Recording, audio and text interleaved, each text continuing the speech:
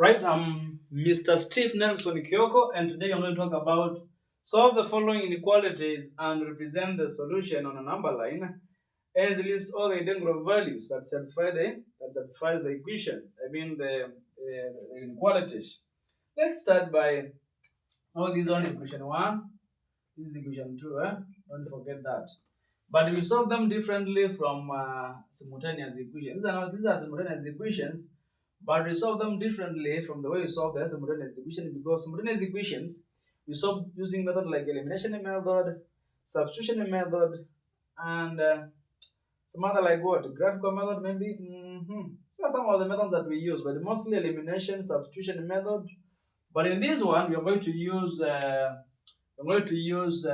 some knowledge in inequalities that says, don't forget there are some rules in when you divide a number, when you divide an inequality by negative, it changes. These are rules. When you divide inequality by a negative number, negative sign changes. I mean inequality changes. It changes inequality, of course. It doesn't change.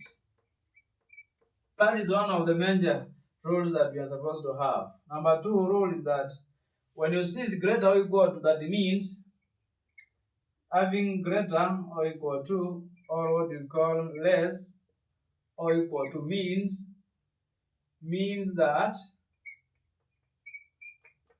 the value is included. That value is included, and therefore we use what? We use what we call not we shade the dot. We shade it. We shade the dot. We shade the dot there. We shade the line there. Malina figure hapo. So what we do now here is simply by getting to know that in this question I'm going to solve equation 1 first. The solution of equation 1 is that is 3 minus 2x is less than 5. We treat this one as equal sign sometimes. Na hii narudi pande hii inakuja huku. So itakuwa ni 3 minus 2x. 3 minus 2x is less than what? Is less than 5 minus 3. Yeah?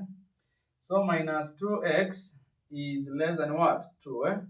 So the value of x will divide by that itakuwa ni tumesema divide by negative what will happen? The inequality changes. So negative 2 divided by negative 2 itakuwa ni greater than what? Negative 1. Inequality has changed. That's very much important. Now let us do the other one. That is solution of equation 1. Equation 2 solution itakuwa aje? Tumesema 4 is equals 4 minus 3x is greater than what? Negative 8. We take this one on this side. Itakuwa negative 3x is greater or equal to what? Negative 8 minus 4. Negative 3x is greater or equal to negative 3, negative 12. So itakuwa ni given by negative sign again, equal has to change. Itakuwa x is less or equal to what? 4, not now negative 4. Solution 2, because negative and negative will cancel that. It's important that you see that, because when divided by negative 3, divided by negative 3, inakupatia x is, the equality changes, and the answer is x is less or equal to 4. Therefore, what I'm going to do, I'm going to combine the two, this one and this one. Therefore, I'm going to say this. I'm going to say, let's combine them. I'm going to say x. If x is greater than negative 1, that means negative 1 is less than x. Is that the point? We're going to change the inequality, because if x is bigger than negative 1, that means negative 1 then is less than x. So now we're going to say, combine the two and say, negative 1 is less than x is less or equal to 4. Just combine them like that, because you have to combine the solution to be 1, because the solution of inequality 1, inequality 2, but you have to combine the solution to be 1. So now, having this one, which says that negative 1 is less than x, right? Negative 1 is less than x is less, is, and x is less or equal to 4. That means that values, what are those values that satisfy the equation? Values that satisfy the equation will be negative 1 is less than x. That means what? Negative 1 is not part of the, so the one is negative 2, negative 2, the 0, the 0, 1, 0, 1, 2, 3, and is equal to 4. When you see that, mean that that value is included. 4 is included.